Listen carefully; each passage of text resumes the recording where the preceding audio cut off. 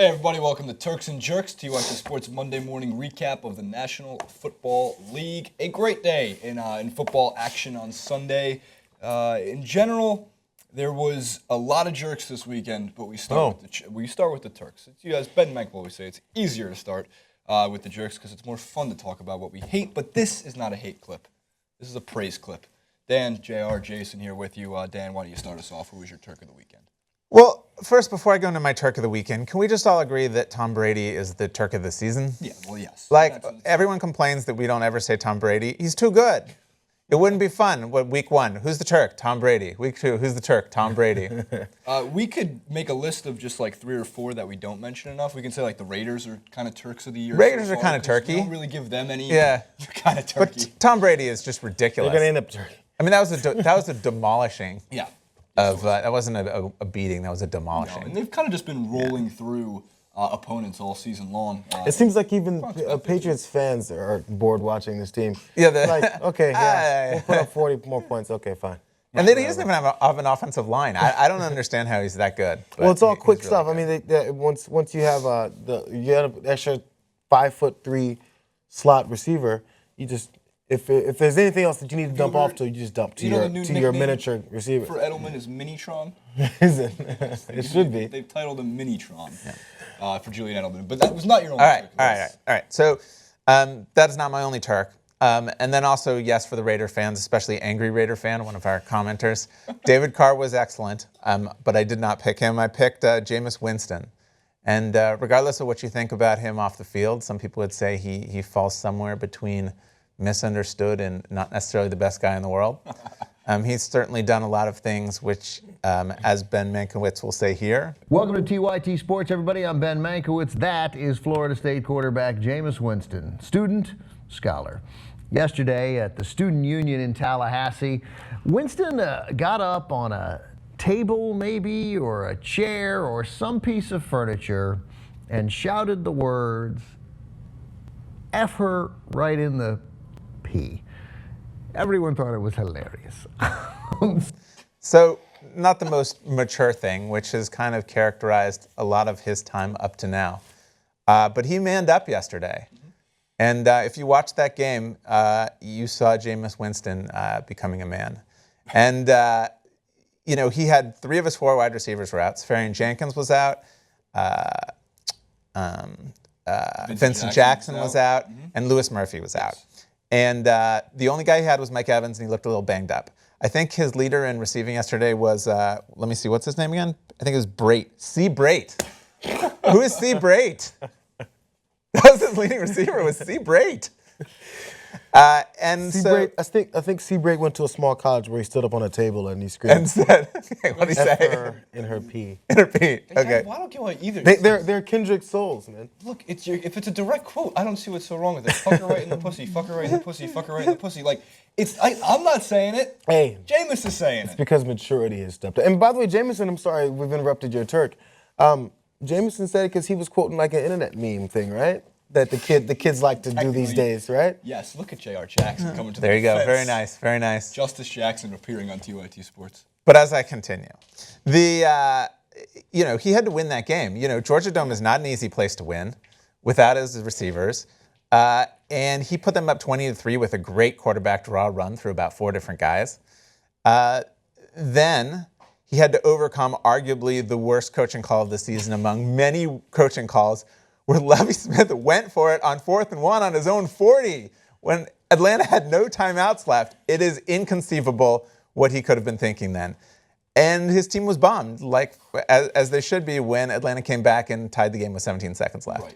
Right. So if you remember about 3 weeks ago, I was the crazy one, and I'm rarely right like this, so I'm pretty happy about this. The Saints are 4-4, the Falcons are 6-2. And I was crazy 3 weeks ago to say that they would have a similar record going into Week 10. 1 more win, 1 more loss. Yeah, you might be right. It's very possible you might be right at that point. But yeah, so I agree. That's a great Turk. Jameis Winston, absolutely deserving of Turk of the Week. But wait, one more thing before I end. So then if you look here at the coin flip, you can see the look on the face of the Tampa Bay Buccaneers, which is so dejected. And it takes a leader to go back to your team and say, we just fucked up. And now you got to strap it on and we're going to win in overtime. And he led them to a win. And he manned up. And that's why Jameis Winston's my Turk. It's a good Turk. I like that Turk. Very deserving for Sir Jameis Winston. JR? I'm going to go with what you guys can expect. I always try and stay away from what everyone expects. If they know that, we do sports about the basketball, they expect me to hate on the Lakers. They expect me to praise the Clippers no matter what they do wrong. And then everyone here would probably expect me to just jump on the Rams because the Rams have been my team since I was 4 years old. Right. But you know what? Todd Gurley is a beast. He's an absolute beast. So after a knee injury that could have hobbled his entire NFL career before it ever got started, this rookie comes in and sets new records. First 4 starts ever, previously held by Billy Sims of 539 in his first 4 starts rushing yards. Todd Gurley not only set that new record, but he completely crushed it with this latest game, 20 rushes for 133 yards, which put him at 566 over the 539 over his first 4 starts. In a game that I was waiting for this to happen, I'm waiting for the Rams to come around. They're at home. It looks good. I'm going to enjoy a nice Rams victory against a really bad San Francisco team. So this is going to be fun, but I'm watching one of the worst games I've ever seen. And I was like, eventually, Todd has to help me out and show me something. The 71-yard run finally does it for me. And I'm like, okay, I've wasted 2.5 quarters finally to see something. So that was one of the breakouts, and you knew at that point it was going to happen because, he chips away. And it was a great game after all that happened. I mean, what was it, 20-3, 26-3 it ended up. So the game was so painful. And this is a side note now.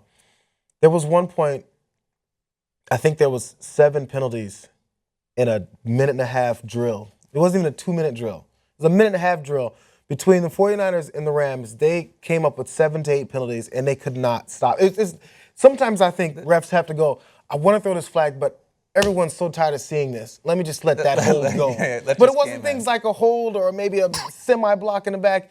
It was just ridiculous, like late hits, snatching someone down from their back, a face mask. They can't let those things pass. San Francisco games are probably the worst games to watch right now. It's like horrible. do you ever see Clockwork Orange? It's so long ago, it's like I haven't seen it. Okay, so there's a part where they hold the guy's eyes open, and he has to watch really bad stuff. So I think that the new version of that is to have to watch the San Francisco 49ers play the Tennessee Titans. And he has to sit there and watch the whole entire game. The fact that both of you are trying to express what it's like to be in pain while watching your teams play, coming off a weekend where the Giants and Mets lost in ridiculous fashion. Balls. Both of you have gonads. I don't want to do any foreshadowing, but I had to watch Geno Smith. Right. So tune into the other part of this segment. Which, by the way, it did include, Katie Nolan had a great tweet back to ESPN where they wrote an article about the year of the backup. Is it better to be a backup quarterback in the NFL this year than any other year? Katie Nolan just writes, really, ESPN? Yeah, right. Are you serious right now? And she was right. So, JR, Todd Gurley, a solid Turk of the week. Considering, I know he's had 3 touchdowns in his last 2 games, but it's easy to forget how unselfish he was when he went down in that first Rams win of the season. I think it was after what could have been his first NFL touchdown, because he knew even with minuscule seconds left on the clock, the team could have come back and won, unlike what the Giants do every season. And then when he actually did get his first NFL touchdown, I believe he threw the ball. Yeah. And then I remember one of his teammates ran after it, you got to get this. So. Yeah, he's good. He's a class act, as they would call him. He's good. My Turk of the week is split between Dez Bryant and the Seattle Seahawks. I think the Seahawks, it's a big win for them, 4-4 going into the break. When they were 2-4, a lot of people started to write them off as the Legion of Boom, not able to, do what they were able to do for the last 2 years and really shut down every single player. They did a great job shutting down Dez Bryant during that game. But Dez Bryant's a Turk of the week because he called out the media, and when you're right about calling out the media, you look great for it.